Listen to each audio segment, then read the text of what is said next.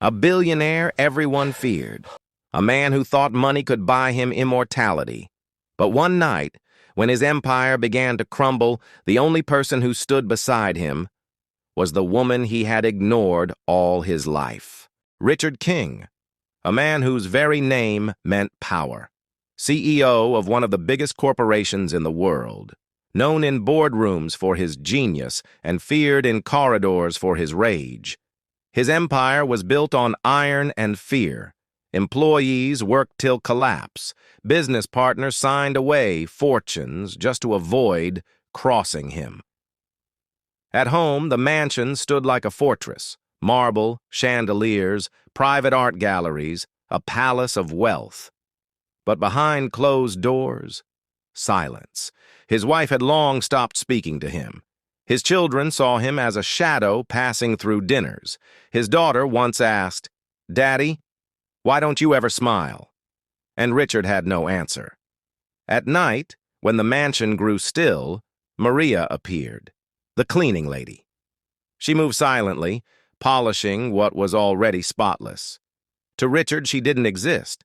To Maria, he was a man rotting under his own crown. She noticed what others didn't.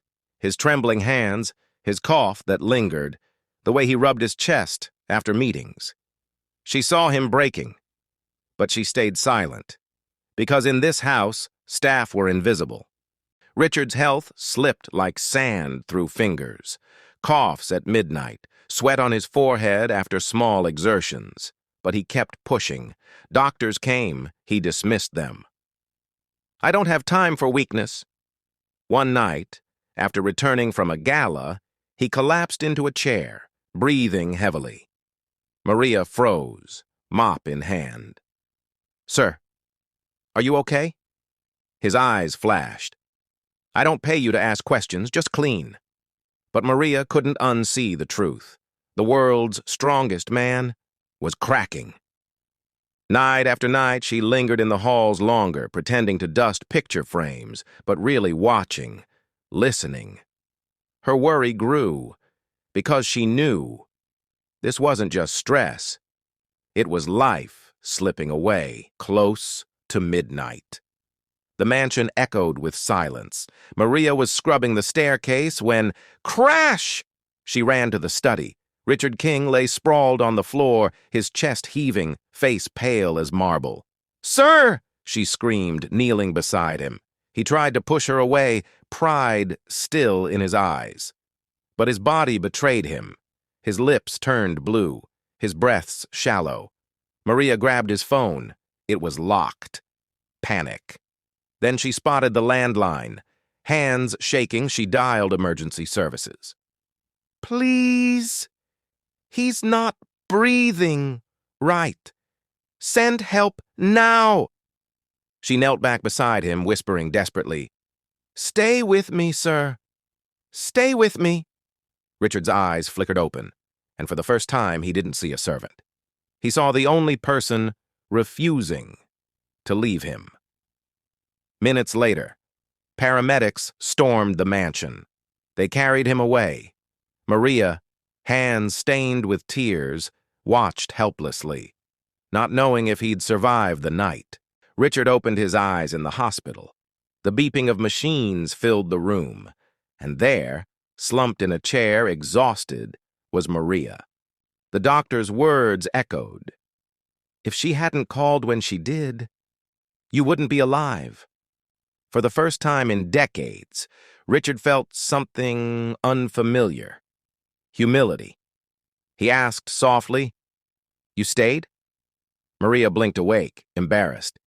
"Yes, sir, I couldn't leave." Days passed. Richard listened to silence instead of deals. He looked at Maria, at the nurses who smiled kindly, at the children visiting their sick parents in other rooms.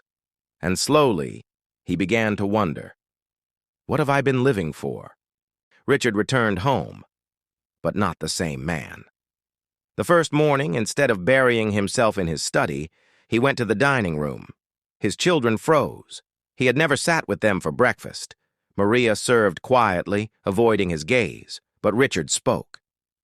"Maria, sit." She hesitated. No, sir, I can't. I insist. That day, Richard listened. To his children, to his wife, to Maria.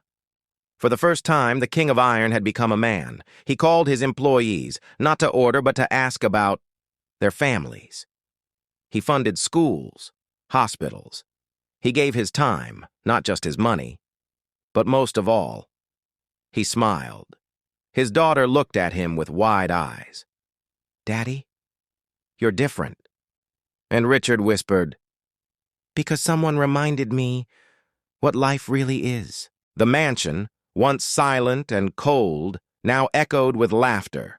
Maria still worked there, but no longer as invisible staff. She was family. Richard King learned the truth the hard way. Empires crumble, money fades. But kindness saves. So the next time you pass someone invisible, the cleaner, the driver, the waiter, ask yourself, what if they're the miracle you don't see yet? Because sometimes the greatest heroes aren't in the spotlight.